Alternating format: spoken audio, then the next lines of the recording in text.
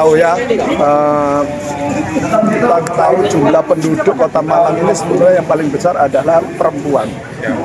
Kalau kita lihat, dan kita lihat sekali bahwa masyarakat ini kita tidak boleh memarginalkan ibu-ibu kita.